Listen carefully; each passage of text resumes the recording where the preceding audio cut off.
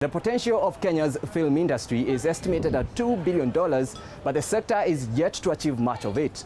The following report highlights the investment attractiveness of the film sector here in Kenya. The film industry in Kenya is gaining popularity on the back of technological advancement and the growing attractiveness of Kenya as an international filming destination.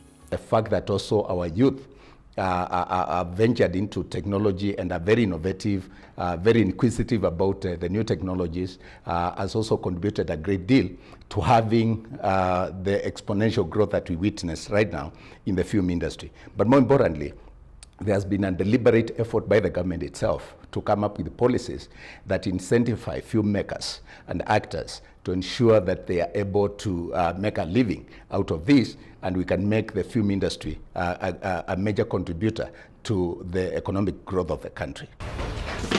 Local filmmakers also agree to the narrative of a growing film sector in Kenya. I would say that there's great scope for feature film production in Kenya. It's just that we need to be able to be very clear about how this is going to progress, because with digital migration right now, we are seeing very many TV stations and new TV programs, and many people are saying that now this signals the growth of film. Digital migration. The digital migration in regards to TV itself has brought a lot of growth. Why? Because there are more channels in regards to also vernacular channels and stations. They've really come up, and so therefore talent now is being searched every day. And the more talent is being searched, the more therefore talent is being developed.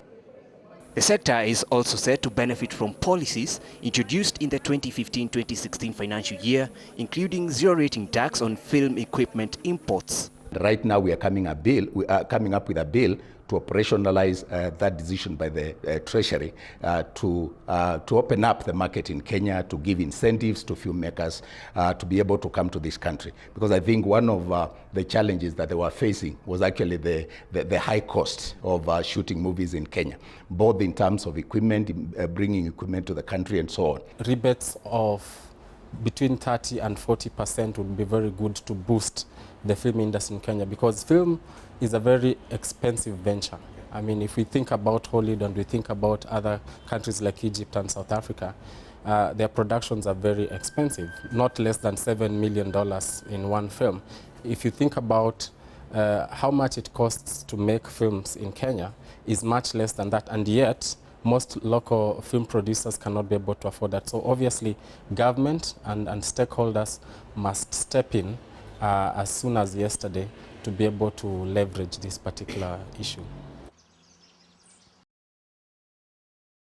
But even as filmmakers look forward to better government policies, some local productions are already attracting funding from independent investors. There is a production called Sense8 that was shot by Netflix, and they came and they were able to just select talent from here and were able to shoot it. Apart from that, there are other productions that are there that have had even investors who've come in, people who have money and they don't know where to put money, or they've invested in everything, in real estate, they've invested in agribusiness, they've invested in every little thing that you can think about. But then they are looking for new ways, so they looked at the creative arts, the creative industry.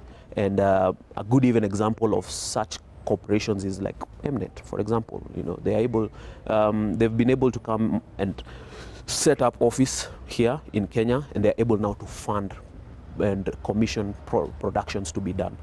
In spite of policy advancement and growing investor interest, local film productions are yet to gain an upper hand against international ones. This, as majority of Kenyans prefer watching foreign films. It's in the fact that we are not unique in our storytelling. We don't brag and boast about our culture as Kenya. And it's also because we are confused.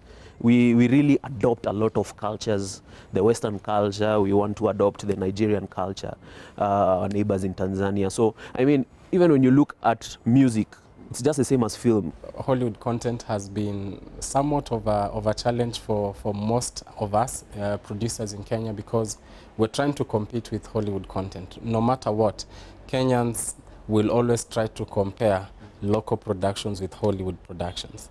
And if you actually invest in making a distinctly Kenyan film with a Kenyan story, you're never too sure. Maybe you're going to burn your finger because you're never too sure whether Kenyans will actually watch that particular film.